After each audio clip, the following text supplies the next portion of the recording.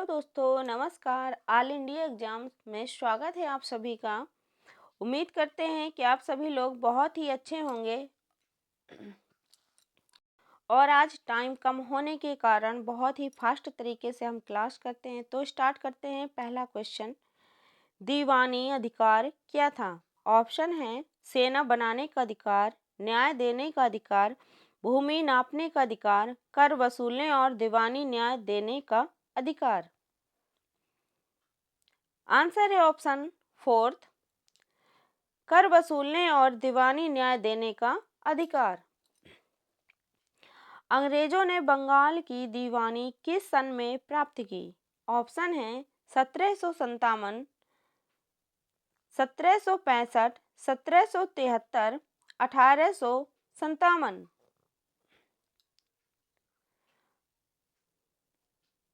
Answer है option B 1765।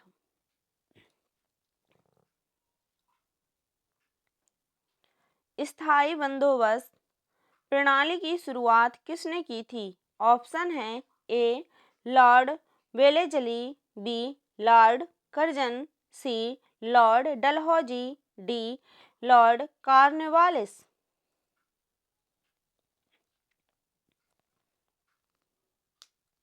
Answer है option fourth, lord Cornwallis. स्थायी बंदोबस्त प्रणाली किस वर्ष लागू की गई?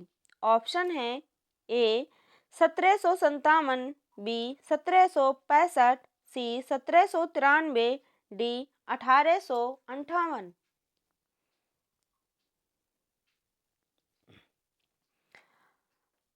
आंसर है ऑप्शन थर्ड 1793, 1793। स्थायी बंदोबस्त प्रणाली में कर वसूलने की जिम्मेदारी किसे दी गई थी? ऑप्शन है ए किसानों को, बी तालुकेदारों को, सी जमींदारों को, डी राज्यपाल को।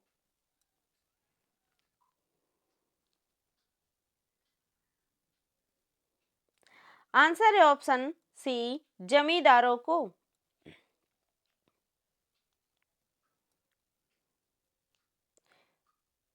जमींदार यदि समय पर लगान नहीं चुका पाते थे तो क्या होता था? ऑप्शन है ए उन्हें जेल भेजा जाता था, बी उनकी जमीन नीलाम कर दी जाती, सी उन्हें इनाम मिलता, डी कोई कार्रवाई नहीं होती। आंसर है ऑप्शन सेकंड, उनकी जमीन नीलाम कर दी जाती थी। महालवारी व्यवस्था की शुरुआत किसने की थी? ऑप्शन है A Thomas Munro, B Holt Mackenzie, C Cornwallis, D Dalhousie.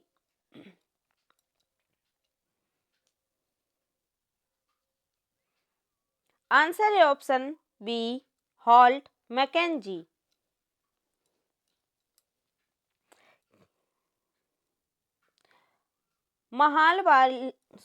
Mahalwari प्रणाली मुख्यतः कहाँ लागू की गई थी? ऑप्शन है A Bengal, B Bihar, C Uttar Bharat, D Maharashtra.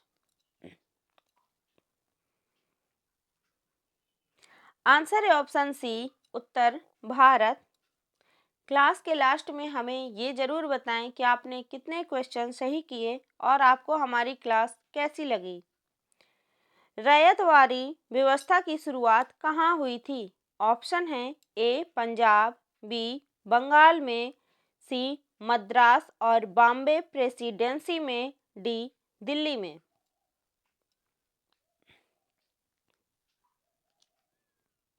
Answer है ऑप्शन सी मद्रास और बॉम्बे प्रेसिडेंसी में।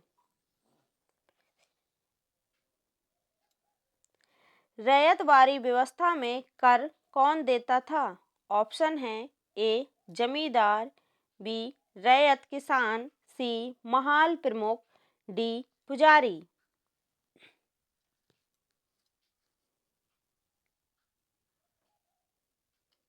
आंसर है ऑप्शन सेकंड, रैयत किसान।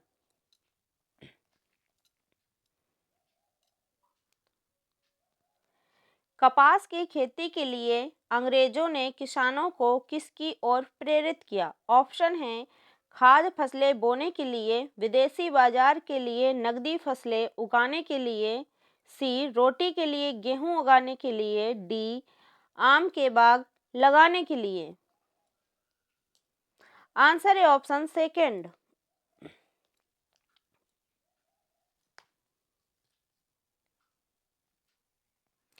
नील की खेती किस प्रकार की जाती थी? ऑप्शन है ए केवल खेत में बोकर, बी नील बागान में, सी दो प्रमुख विधियां निज और रैती में, डी ट्यूबवेल द्वारा। आंसर है ऑप्शन थर्ड, दो प्रमुख विधियां निज और रैती में।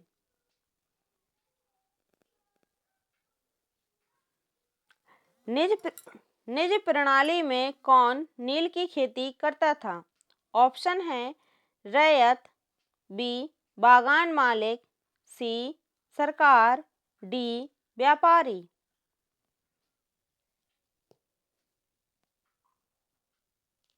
आंसर है ऑप्शन सेकंड, बागान मालिक।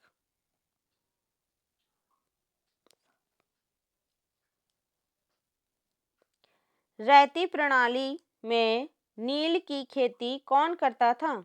ऑप्शन है ए बागान मालिक, बी किसान, सी अधिकारी, डी मजदूर।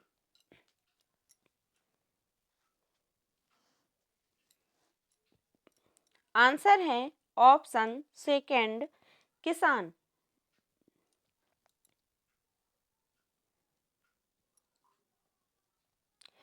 नील विद्रोह कब हुआ था? ऑप्शन है ए 1857, बी 1859, सी 1865, डी 1870।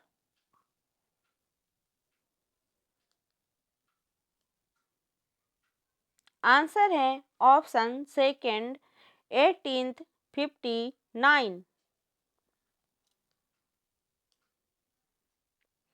नील की खेती को लेकर किसानों को किससे परेशानी होती थी? ऑप्शन है ए उचित बीज नहीं मिलते थे, बी नील उगाने से मिट्टी खराब होती थी, सी उन्हें जबरन खेती के लिए मजबूर किया जाता था, डी ऊपर सभी।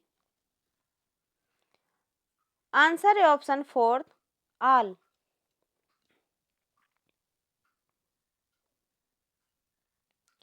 नील विद्रोह की सूचना सबसे पहले किस पत्रिका में छपी थी? ऑप्शन है ए समाचार, B Hindu Patrika, C Hindu Patriot, D नील दस्तावेज।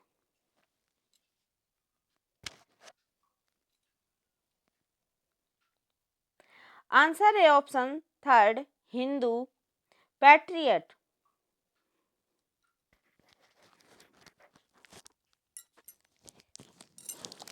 नील आयोग की स्थापना किसने की थी? ऑप्शन है A lord Dalhousie, B lord Curzon, C lord Canning, D lord Cornwallis.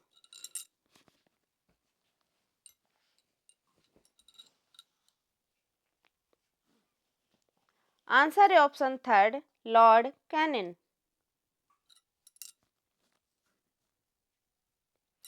किसानों को किस फसल के लिए एडवांस में पैसा दिया जाता था?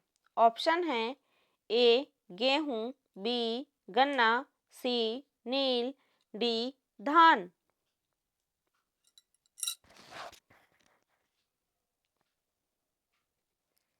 आंसर है ऑप्शन थर्ड, नील।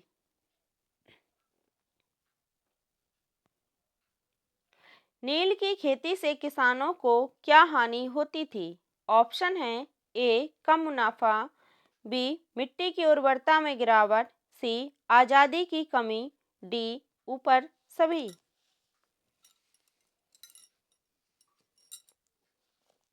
आंसर है ऑप्शन फोर्थ, आल। ऊपर के सभी सही हैं। इसी के साथ हमारी आज की क्लास समाप्त होती है। हमारी क्लास आपको कैसी लगी, अपना फीडबैक अवश्य दें। सभी को नमस्कार और धन्यवाद।